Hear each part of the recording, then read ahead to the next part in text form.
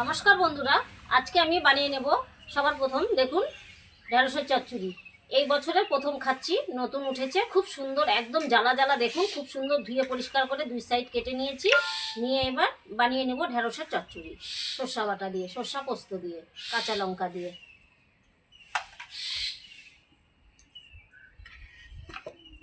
আমি সবার প্রথমে উনুনটা জ্বালিয়ে কড়াইটা বসিয়ে দিয়েছি। আমার কড়াইটাও গরম হয়ে গেছে। এইবার আমি সরষের তেল দিয়ে দেবো। এইবার আমি ঢেঁড়সগুলো ছেড়ে দিচ্ছি তেলে।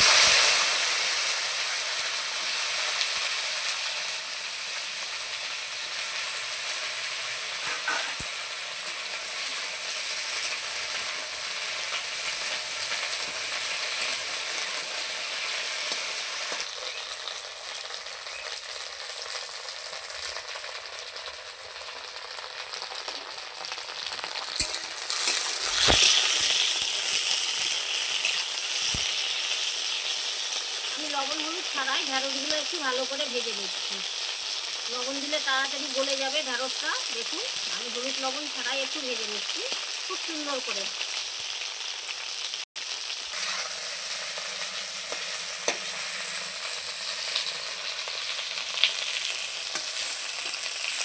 দেখুন আমি ঢেঁড়সগুলো খুব সুন্দর করে উল্টে পাল্টে খুব সুন্দর করে ভেজে নিয়েছি। এইবার আমি লবণ দিয়ে দেবো, একটু লবণ দিয়ে দিলাম।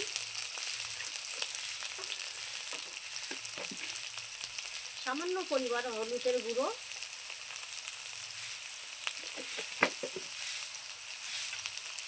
এইবারও আমি আবারও নাড়চাড় করে নিচ্ছি লবণ হলুদ দিয়ে। এই দেখুন আমি ঢেঁড়সটা কত সুন্দর লাল লাল করে ভেজে নিয়েছি। এইবার আমি বেটে রাখা মশলাটা দিয়ে দেবো। দেখুন এর মধ্যে কাঁচা লঙ্কা, পোস্ত, সরষা আছে।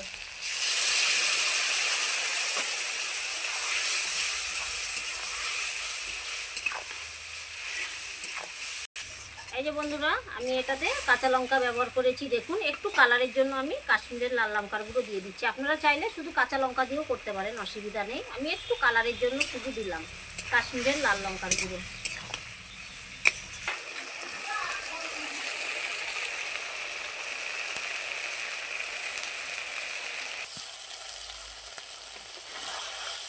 এই বন্ধুরা দেখুন আমার ঢেঁড়সের চচ্চড়ি কত সুন্দর হয়ে গেছে।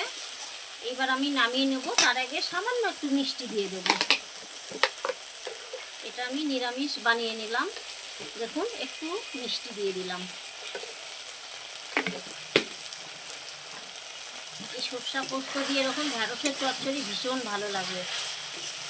গরম গরম এরকম চচ্চড়ি আর ভাত, আর কিচ্ছু লাগবে না বন্ধুরা।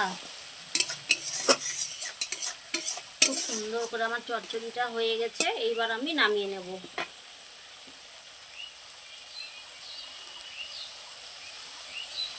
এই যে বন্ধুরা আমার কত সুন্দর দেখুন তেল ছেড়ে দিয়েছে ঢেঁড়সের চচ্চড়ি থেকে। এইবার আমি নামিয়ে নিচ্ছি। তার মানে আমার চচ্চড়িটা খুব সুন্দর হয়ে গেছে একদম। দেখুন এই যে বন্ধুরা এইবার আমি ঢেঁড়সের চচ্চড়িটা একটা পাত্রের মধ্যে নামিয়ে নিচ্ছি। দেখুন